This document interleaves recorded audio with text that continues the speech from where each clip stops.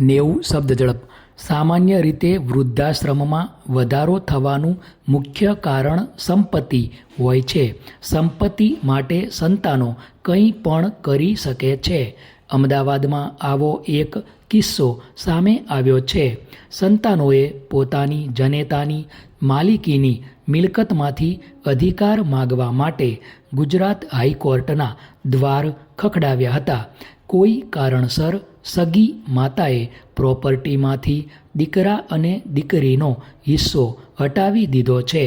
માતા પિતાની મિલકતમાં કાયદેસરના વારસદાર હોવાથી તેમને અધિકાર મળવો જોઈએ, જેથી સંતાનો પોતાની સગી મા સામે કોર્ટમાં ગયા છે. ફકરો.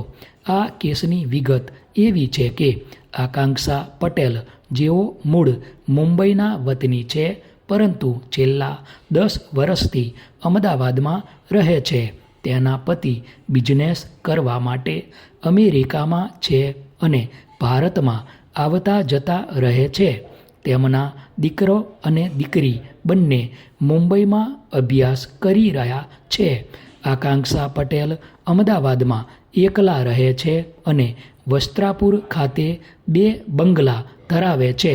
સંતાનો મુંબઈમાં એપાર્ટમેન્ટ લેવા માગતા હોય અમદાવાદ ખાતે આવેલી એક મિલકત વેચી દેવા માટે તેમની માતાને આગ્રહ કરતા હતા, પરંતુ માતાએ મિલકત વેચવાનો સ્પષ્ટ ઇનકાર કરી દીધો હતો, જેથી દીકરા દીકરી બંને ભેગા મળીને મિલકતમાં ભાગ આપવાની માગણી કરી હતી.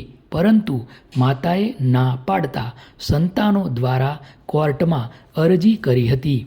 અરજીમાં એવી રજૂઆત કરી હતી કે તેમની માતાએ થોડા વર્ષ પહેલાં વસિયતનામું કર્યું હતું, જે બદલી નાખ્યું છે.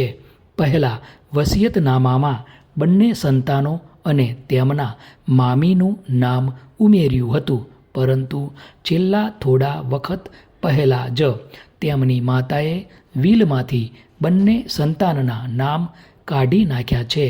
આ કેસમાં સુનાવણી દરમિયાન માતાએ કોર્ટમાં જણાવ્યું હતું કે જે મિલકત સંતાનો માગી રહ્યા છે તે મારી પિયર પક્ષની મિલકત છે. મારા સાસરેથી કોઈ મિલકત મળેલી નથી.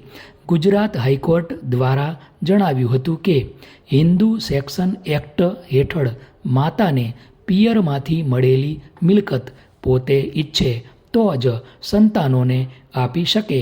ફકરો.